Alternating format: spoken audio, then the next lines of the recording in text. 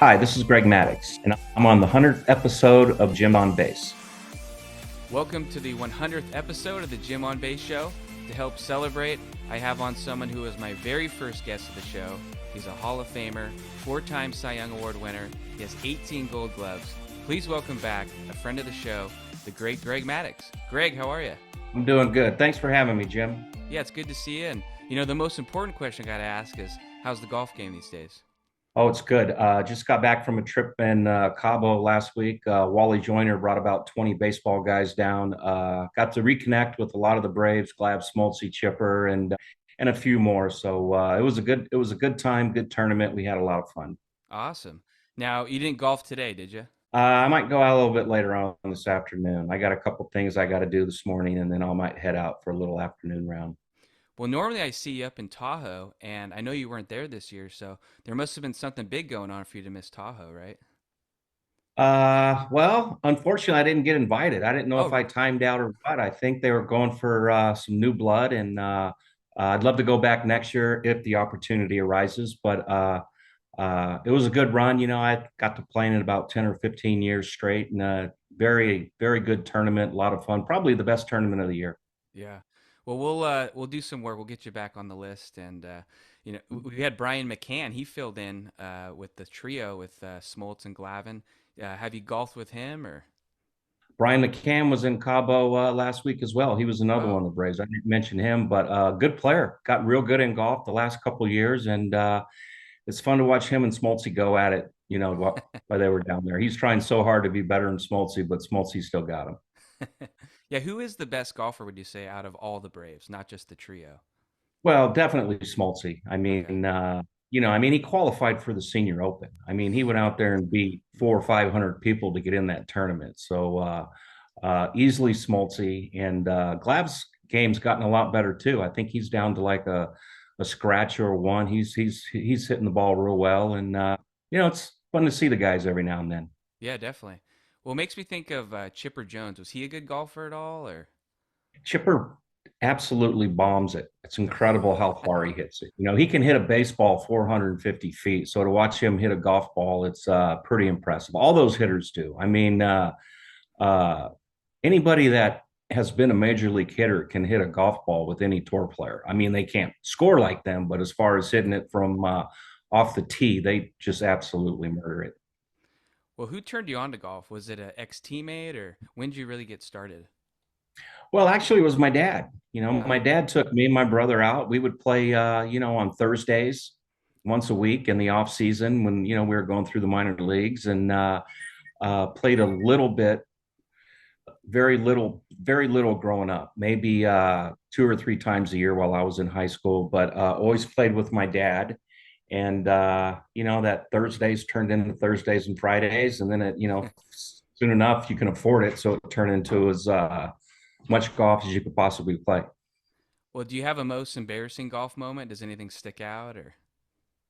Ooh, well, I mean, there's a lot of them, really. I mean, usually I don't get embarrassed too much in golf anymore because I realize it's so hard, and it's very hard, and it happens to everybody on the golf course. Everybody hits a horrible shot sometime, Yeah. and I learned to accept it and move on and try to play the next shot a little bit better. Well, do you have a favorite golf course, or is there any like on a bucket list that you haven't gotten to play yet? Well, I was lucky enough to play in Scotland last month with Glab, so we got to play Oh, the wow. old course in Carnoustie. So that's off the bucket list now. Uh, you know, Pine Valley's to me has been the most special course I've played just outside of Philly, and Shadow Creek here in Las Vegas is a pretty special day. There's special golf courses all over the place, but I'm not picky. I like playing golf, period, and I don't mind playing the average courses as well as the Hmm. primo ones. Well, as you know, we're pretty much a week away from Christmas, so have you gotten all your shopping done? And, do you go out and buy gifts, or do you do it mostly online? Yeah, mostly online. Crush Amazon. It's easier to shop from the couch than it is to go down to the mall. And uh, yeah, I think we've done probably 90% of our shopping online the last 4 or 5 years. Oh, okay. Yeah, because remember last time you were on, you had a funny story. You bought some shoes off Amazon and they didn't fit when they showed up. Yeah, that'll happen sometimes. That's always a good regift, though. There's always somebody who you think that might Yeah, be that's able to true. wear them. So, got a lot of regifts going on this year as well, especially with my daughter got engaged, so he's getting all regifts, and and my son got married this summer. So Wow. we've kind of added to the Christmas list this year. Are you guys a real tree family or fake tree then? We are a fake tree family. Yeah, that's We the way have to the do it. dogs. Yeah, well, we have the dogs, and they'll be eating the tree and all that stuff and getting sick. So we opt for the artificial trees. So, as a father-in-law, are you kind of intimidating? Or are you laid back? Like, how do you play those cards? I hope to be a little intimidating, but uh, he does golf. We've been playing a lot of golf lately, so he's coachable. He's come a long way the last year and a half on the golf course as far as just the etiquette and all that stuff and being on time and things like that. Yeah. Well, I was wondering. To me, you've always reminded me of the actor Matthew Broderick a little bit. So, do you ever get those? Okay. Do you ever get those comparisons? Or I've heard that back in the day. okay, I like Matthew Broderick. I like most of his movies anyway. So you know, nice compliment. yeah, I was watching it. And, you have all those Chicago scenes, so it made me think of you. And I was like, I'm gonna ask Mhm. him if he ever gets those comparisons because they can make a sequel. Maddox Day Off, I guess. Yeah, that'd be fun. Yeah. That'd be fun. But yeah, uh, I've actually had a couple teammates call me Ferris Bueller in the past, so Okay. it's not the first time I've heard. Okay. Well, you mentioned your kids, and I think your son. Is it true? Is he a coach right now at UNLV or? He is not really a coach. He's more like the manager type guy. He's Oh getting wow. his master's. He's helping out with the baseball team. They got some funny rules in college. I don't know if he's allowed to coach or not, but he can help out. He can do stuff inside. But Mm. he is doing some coaching now. He's got some club ball kids that he's given lessons to, and he's actually pretty good at it. I've watched his act a few times, and he's actually got a pretty good eye for uh, advice for the younger kids on what they should probably try next. Now, when he played, because he played for UNLV too, right? Hmm. Did he He take you? did. Does he take Dad's advice, or does he value that? Uh, he actually he did, believe it or not. Wow. Very coachable. He's kind of a coach's. He's enjoyable to coach because he's willing to try what you tell him, and he's willing to try to add on his own stuff as well. So you also learn from him and trust his opinion. Did all the things correctly. Fielded his position, covered first base right. Did all the things that you would want a pitcher to do. I just wish he threw a little harder and could have moved on to the next level. Uh, well, I have a couple questions from fans mixed in. We have one from Jason from Arizona, and Okay. he was wondering, have you ever considered coming back to the MLB as a coach? Because I know you did some coaching at UNLV, and I wanted Yeah. to piggyback on that. Does your brother ever try to convince you to coach too? Well, he is right now, and I'm trying to decide. I really enjoy retirement. I played for 25 years, and then I coached for another 12. COVID hit, and I got a taste of what full blown retirement's like, and I kind of liked it. I Mm, think uh, the wife and I we kind of enjoy being able to go wherever we want when we want, and financially we're good right now, so we don't have to worry about trying to save money, so to say. So we're in a pretty good spot, and it's kind of nice being retired right now. nice. Well, how'd you meet your wife? High school, Oh, okay. High school met her in sweethearts. high school. Yeah, met her in high school, and first date we went to Macayo's, little Mexican joint Oh, nice. And the back in rest the was 80s. history. Yep, Awesome. yep. And how long have you been married then? Ooh, shit. We got married in 89, Wow. 89. So what's that, 33 years, something like that, somewhere in there, Yeah. So 30 plus. does she come to Cabo with you then, or is that just a guy's trip? She didn't go to Cabo. She doesn't really like the golf trips too much.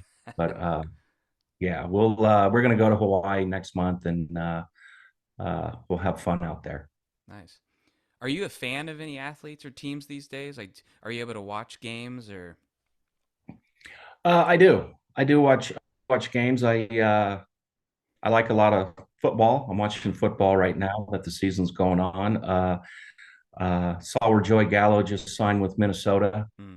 so I kind of keep in touch with the Vegas guys a little bit. But I do. I enjoy all sports. I like watching golf. I even watched some of the soccer that was going on last week. I haven't never watched soccer in my life, but son-in-law played soccer, so Oh yeah. he had it on, and it was kind of nice watching our Americans do as well as they did. Yeah. It was really, really exciting games, and then obviously Argentina took it all. So that was some fun stuff. Yeah, it was. Enjoyed it. Speaking of football, though, I don't know if you saw Tom Brady signing an interception ball from Dre Greenlaw the other day, and I was wondering, Oh, has anyone ever done anything like that to you? Asked to sign maybe a home run ball or something? Like, how would you take yeah, that? just that. Mark Grace hit a home run off me and asked me to sign the picture in the paper the next day. So, of course, I didn't sign it for him. I wrote something very vulgar on it and sent it back. But, yeah, it happens. We used to mess with the rookies sometimes, and when they give up their first home run, we'll have we'll fake a ball up and tell them here's the ball he hit. He wants you to sign it and see how mad they get. So, uh, yeah, it happens. Well, do you have a memorabilia room yourself that you kind of display everything, or? I do. I do. I have a dignity room upstairs and it's got some World Series stuff and the Gold Gloves and Cy Youngs and stuff up there. And Nice.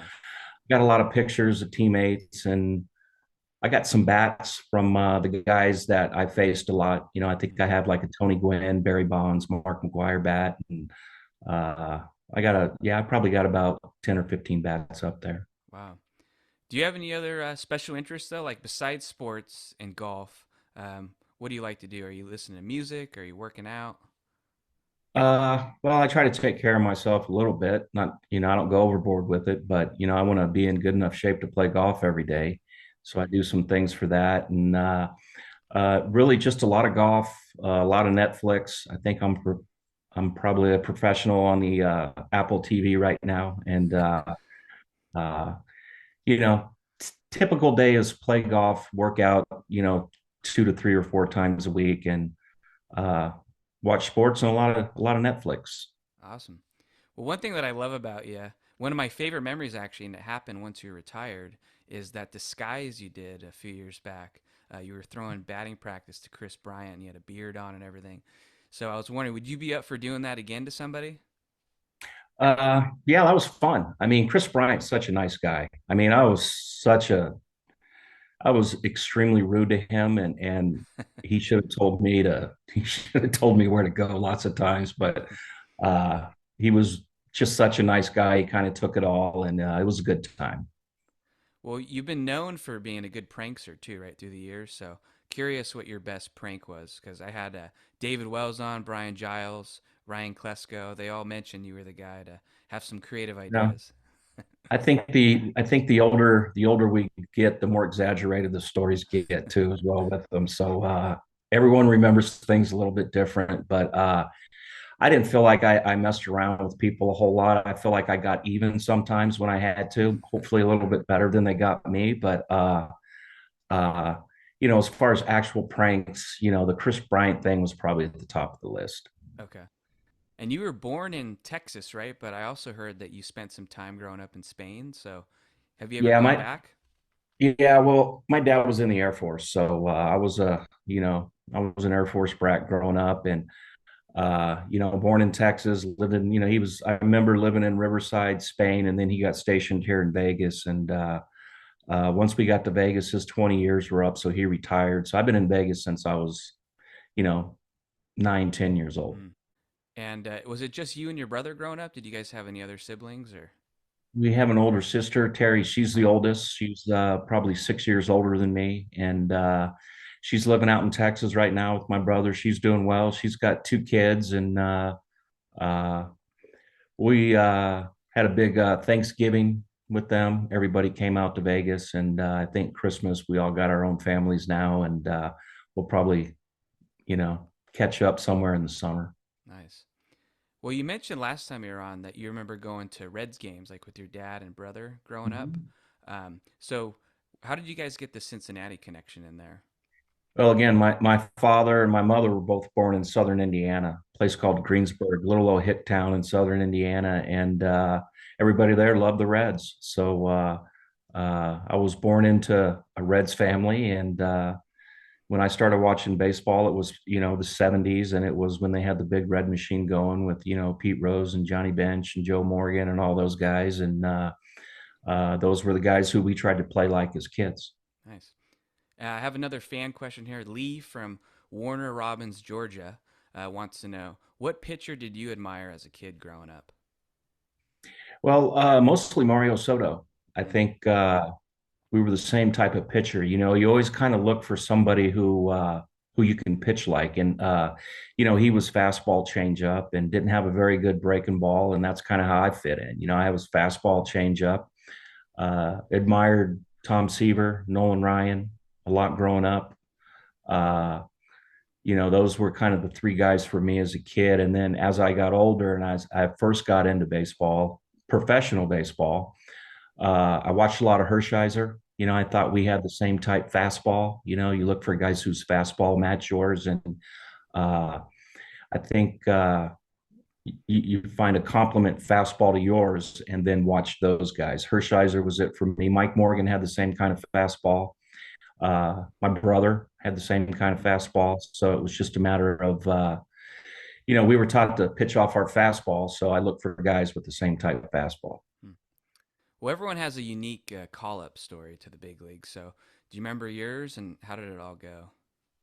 Well, I remember my first game was Nolan Ryan against Jamie Moyer. So you had the hardest thrower in the league against the softest thrower in the league. And the game ended up tied. It went about, I don't really remember how many innings it went, but it was 13 or 14 innings, and the game got called because of darkness. Mm. And we resumed the game the next day.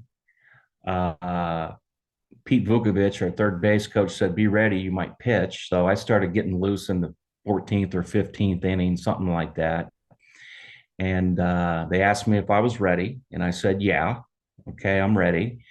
And thinking there was one out, I had two more outs to go, and they put me in the pinch run at second. So I went from the bullpen to pinch run at second, didn't score, sitting on the bench, and I'm sitting there thinking, well, that's pretty stupid. Why'd they have me warm up if all I was going to do was pinch run? And then Vuk goes, "Hey man, you're pitching." He goes, "You're in the game." Because I was like, "Oh, okay." I didn't know. I didn't understand what a double switch was back then. So I entered the game as a pinch runner to take the spot and then go to pitch, and didn't realize I was pitching. Of course, I gave up a home run to Billy Hatcher next inning, and we lost in extra innings, and you know got my first loss. Yeah. Well, you also mentioned last time about being growing up a Reds fan, and then Pete Rose inserted himself into the lineup, right? Didn't you face him early on? That must have been Yeah, pretty that was pretty surreal. cool. It was, yeah, my first start was against Cincinnati. And I told you earlier about all my relatives being from, my dad had eight brothers and sisters. So I had about 50 people on the pass list. Of course, I was so nervous I forgot to put their names down. So Yeah. I fired the pass list. And then yeah, Pete Rose put himself into pinch hit against me and hit a one hop scream at a short, and Sean Dunston threw him out. And it was pretty cool memory. Yeah. Sean Dunston, another friend of the show, great guy.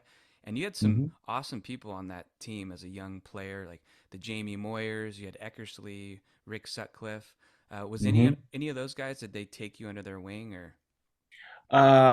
Eckersley, yeah, I played for a very short time with him. Sutcliffe did a little bit. Sutcliffe tried to help me out. Scott Sanderson, even Lee Smith was very helpful. Uh, Andre Dawson got to play with him too as well on Uh, those teams. And uh, Sandberg, of course. So I was around a couple Hall of Famers and got to see how the best players in the game played every day and kind of see how they were with their routines and how much they practiced and how it was all about once you're at the field, it's all about trying to make yourself better. So I had a lot of good guys to look up to and learn from, but Sutcliffe probably helped me the most pitching. But I think watching Andre Dawson and Sandberg kind of helped me the most about being a baseball player. Nice. Well, do you have any memorable moments coming up as a young player, whether it's in the big leagues or in the minor leagues, of a manager or maybe a veteran kind of chewing you out that stuck with you? Uh,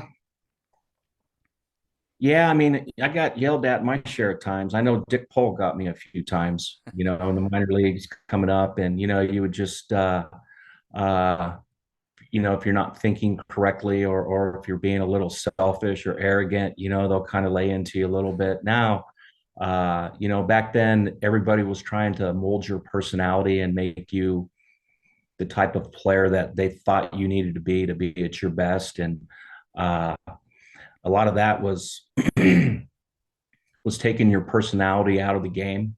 And I think there's a big difference in today's player now. It's kind of encouraged, we were taught never show up the other team, never show up another player. And if you did, there would be consequences for that. And uh, that's something I don't think you see in the game today, like you saw, 30 years ago when we were coming up. Uh, the game does change. Well, I shouldn't say that. I should say the players change. The game doesn't change, but the players playing the game change. And uh, kind of see that now going on a little bit today. Yeah. Well, what was it like playing for someone like Don Zimmer then? I think he was around your third season. Yeah, it was good. He was probably my most exciting manager to play for, just because he was always yelling at somebody and something was going to happen. As long as he was yelling at Les Lancaster, not you, it was a good day. So he kind of got me a few times. I had a game in Montreal back in the day, and I think Tom Foley was the hitter. Tim Foley or Tom Foley, not sure. Anyway, Foley was hitting, and we were supposed to pitch him in, and I threw him a fastball in, and he hit this line drive 10 feet high that carried all the way to right field. I mean, just a bullet out and on a pitch in, and we come late in the game the next time, and Tom Foley's up. There's a man on first, and I think I'm winning by 1 run. And it's like seventh, eighth inning. And I'm like, I'm not pitching him in this time. And, throw him away and give up this duck flare down the barely over the third baseman's head. I mean, just a duck fart right down the left field line. He's a left-handed hitter. And Zimmer was pissed. I mean, he came in screaming, "We gotta pitch him in, we gotta pitch him in." And he goes to the media and tells them what a dope I am and how stupid I am, and I can't follow a scouting report. And that was pretty. That was kind of my first taste of it, where it got thrown in the press and all that, and you got your manager screaming at you. So uh, lesson learned. So if it happened again, I know I wouldn't go in. I'd probably throw him a change up. That's a good story. And I got another fan question, Matt from Southern Georgia. He just wants to know what made you leave the Cubs to go to the Braves? And then I wanted to add on to that, what then brought you back so you could come back to the Cubs later on? Okay, well, I left because I got fired to begin with. Was the main reason was I wasn't offered a contract at the time. I was offered one, 6 months before. And the reason I went to Atlanta was very simple. They had a good young team, 91 and 92. I believe they went to the World Series. And I wanted to have a chance to win a World Series. And I felt, being a free agent at the time and after the 92 season, Atlanta was the best bet to try to get a World Series ring. So I also wanted to stay in the National League. I think it's important that I knew the league back then. That was before interleague. And, I enjoyed hitting as well. I enjoyed hitting and facing the pitcher. I felt like most nights I had a slight edge on the pitcher, just because I felt like I could probably hit and run the bases better than him. Not all pitchers, but most of them. And, so I went to Atlanta. They had a good team and a chance to win, and Bobby Cox was down there. Everybody loved playing for Bobby Cox as well. And it must be great too. Recently Fred McGriff gets to join the Hall of Fame club. I feel like that was kind of a long time overdue. So it's nice to see him get in there this summer. It is nice. It is nice to see him get in. And what he hit 497 home runs. Yeah, yep. I think that's where he ended up, and he did it clean. He Hmm. did it clean. How many home runs would he have hit if he would have took the stuff all the Yeah. other guys were taking? So I think that was important, and his numbers aren't diminished by the lack of steroids, so to say. And Yeah. he was a clean player, good player, and tremendous hitter. And I know he led us to a lot of division titles. Yeah, it's going to be great to see the crime dog get his due. And another great Brave who I've always thought was underrated, and at least for me, I don't really hear much from him anymore. The great Javi Lopez. I thought he was a Yeah, great player. What was he like yeah, to he be was. around? He was good player, very good hitter, excellent hitter. Probably one of the best hitting catchers in baseball for as long Yeah. as he played. And kind of lost touch with Javi over the years. I heard he's living down in Southern Cal somewhere in Orange County area, and here he's even playing golf now. So maybe we'll have a chance to reconnect down the road sometime. Yeah. Well, speaking of catchers, Robert from Knoxville, Tennessee, he's curious. Who's one of your favorite catchers to throw to over the years? And I know you had a lot of them. Yeah, I had a lot of them. God, I liked all my catchers. Eddie Perez was good. Damon Hmm. Berryhill was fun to throw to. Paul Bacco, Michael Barrett. Crap, Henry Blanco, Hank White. Henry Blanco was good to throw with. Henry Blanco was probably one of the most athletic catchers I threw Hmm. to. Barrett was fun. He was always in your corner. Damon Berryhill, I came up with him. And, Eddie, I probably had more starts with Eddie than any other catcher I had. So, very fortunate to have the catchers I had. Yeah, those are some good names too. Yeah, yeah. What was Even through to Jody Davis when I first came up. Jody Davis was a catcher, and Jim Sundberg. Those. So yeah, well good speaking of times. yeah, and speaking of Eddie Perez, it must have been pretty fun. But I was wondering if you're a little bit nervous to get back on the mound again because you threw the pitch out before one of the World Series games to Eddie Perez. So that must have been pretty neat Yeah, to do that again. yeah. It was fun. It was fun. First time back in Atlanta in a while, and to have Eddie go out there and catch that, it was old times. And he saved me too. I made a pretty bad throw, and he kind of brought it in pretty good. So yeah, that was fun. Now, do you warm up before that throw, or do you like, no, I still got it? No, straight dry hump on that one. Just Okay. went out and let it fly, and didn't hurt too bad. Okay. Well, one question I did have at the end of the trade deadline, '06, you were traded um, from Chicago to the Dodgers for Cesaris Turris. So, what was that like for you being traded from the Cubs? Did you take that hard, or were you laid No, back no, about it? no. Jim Hendry was a GM and asked me, and I said Okay. absolutely. I was not going to play. The Cubs had done so much for my career. Jim asked me, "Hey, do you mind if we trade you? At least we can get a Hmm. player for you, and then you'll have a chance to play in postseason." We weren't going anywhere the last year in Chicago, and it was like a favor to both sides. I was glad to have an opportunity to try to win, and uh, and the Cubs got a player, so it worked out well. And it happened again my last year in San Diego. Same Yeah. thing, same situation, and it's always nice to have another crack at postseason. Just kind of shame the Phillies beat us, I think, both times as a Dodger. Well, it's got to be nice too to be in the clubhouse and have someone like Derek Lowe in there, right, on the Dodgers, and Mhm. a fellow Yeah, Tahoe golfer. So, yeah, absolutely. We actually played a lot of golf and talked a lot of ball. I think Kershaw was on that team as well, so oh, okay. got a chance to play with him. He's still playing now and doing his thing, and uh, yeah, a lot of good memories in LA.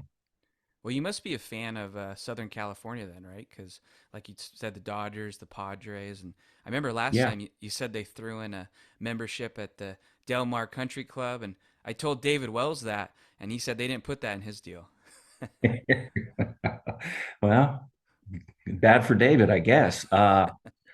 Yeah, big fan. We actually have a place down in Dana Point as well that we go to Mm, during the summers, and uh, we've had that since the '90s, and that's what made it good to play in San Diego and LA. It's literally right in the middle of both stadiums, mm. and it's an hour north or an hour south, so it's pretty convenient for me as an older player with the family and all that to be able to stay at home. Well, when you did retire, you ended it with the Dodgers. Like you said, you were traded in August of '08. Did you ever want to squeeze out another season with the Cubs or Braves to retire with them? No, you know how you always want to play one more year? Mm.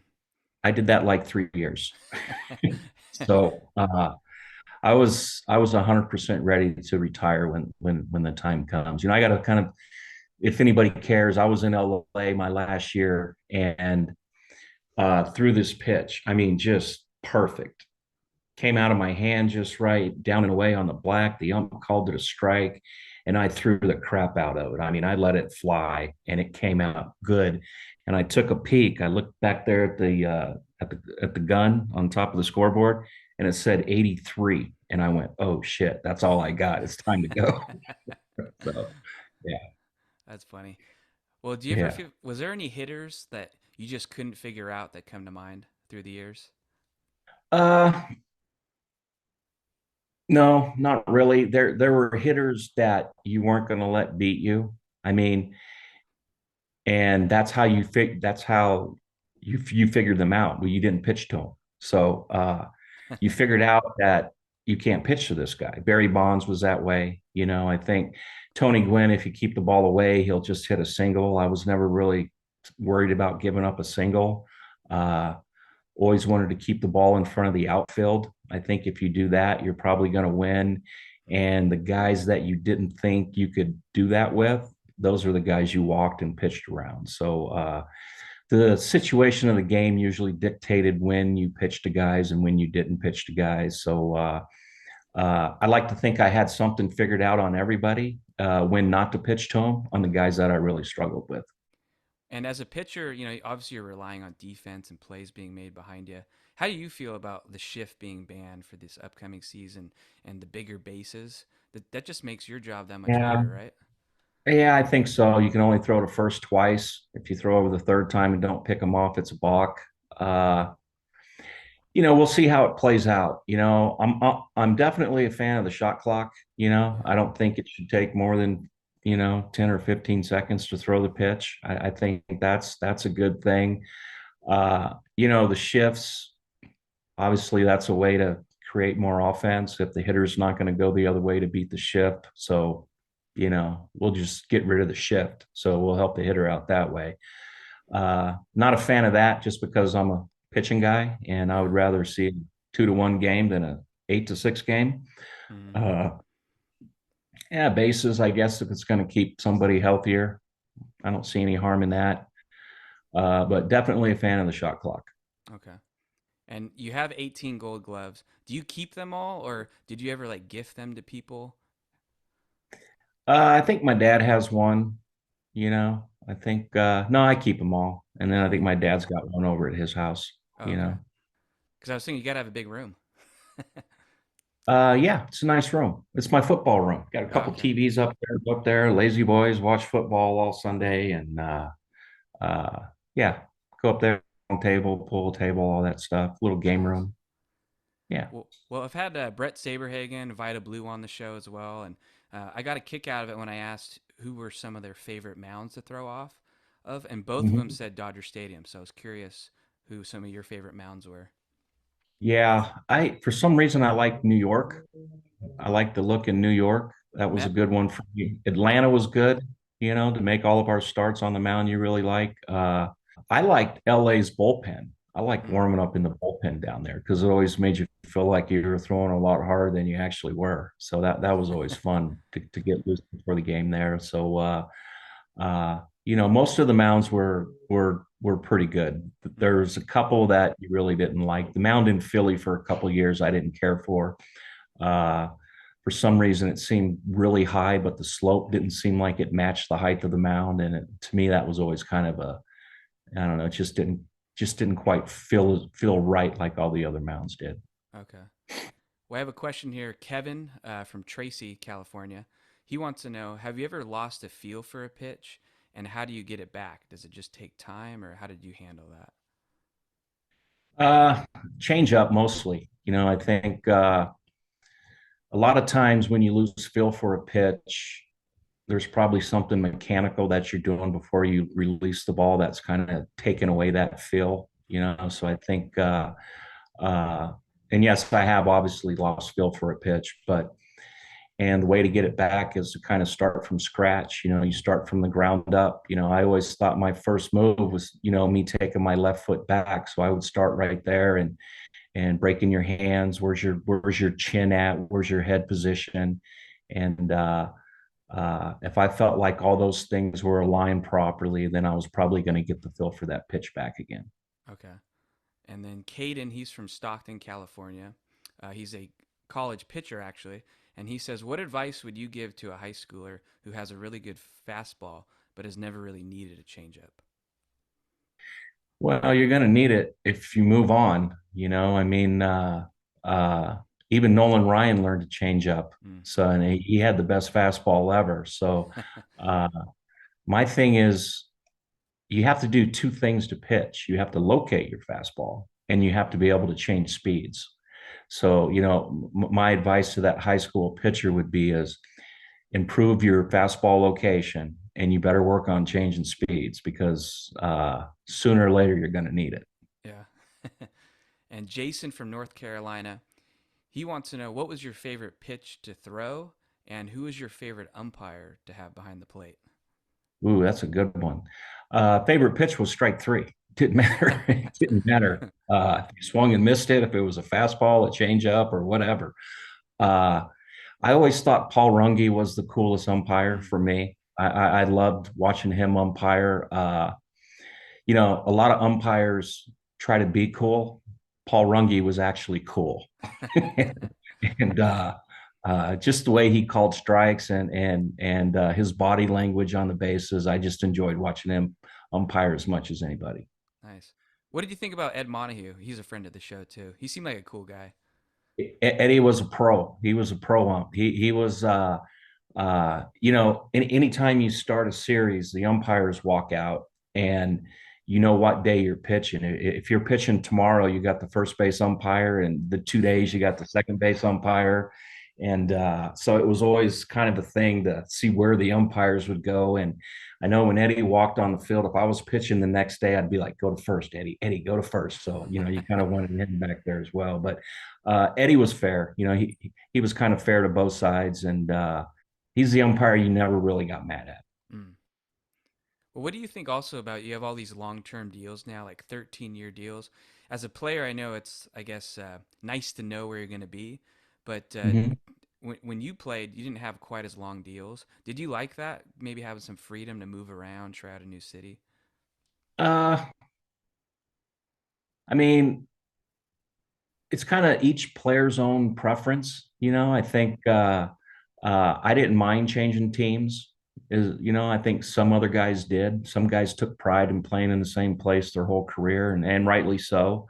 Uh, you know, the game, the contracts in the game today, the length of term, you know, and all that is has gone up from the time we played. As you know, as 30 years before we played, we made too much money. So Yeah. uh, you know, I think it's players' preference. You know, I think more power to them. Somebody's, you know, if you're willing to, you know, sign a 10-year deal and realize you're going to probably get less money than if you would have played the 10 years out, you know, every signed up something every 2 or 3 years later. I think that's players' preference. And, uh, you know, I don't really have an opinion on it a whole lot. Just if player wants it, get it. Cool. A lot of people make comparisons these days, like, oh, that guy, he's a modern day Greg Maddux.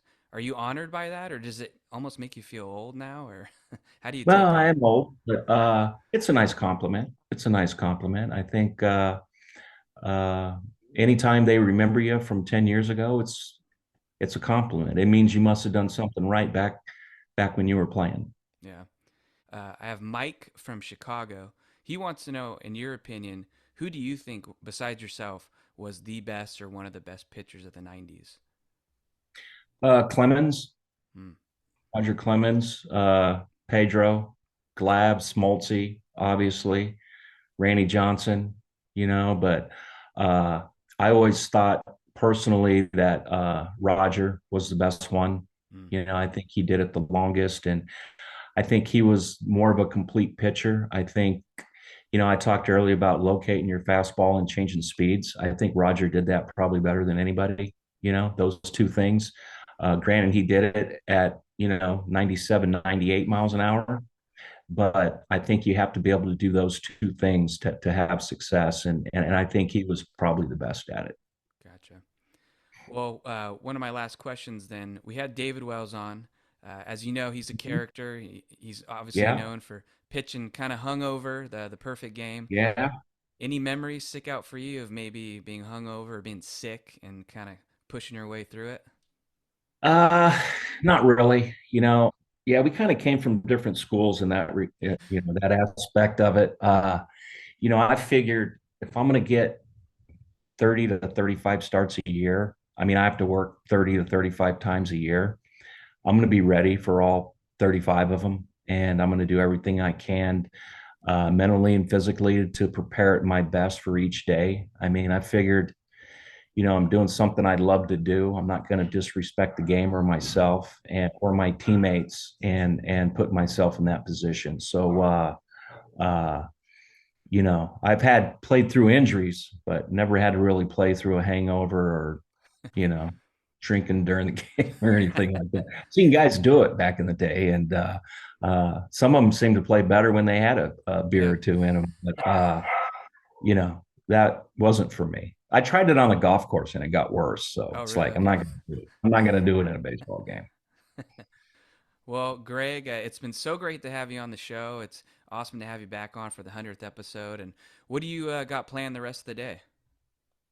I got a little workout going on, and then I'm gonna head over to the golf course, and then probably watch a little Monday Night Football. Perfect. All right. Well, Yeah. Greg, it was good to catch up with you, and thanks again for coming on. All right. Thank you. Thanks for having me.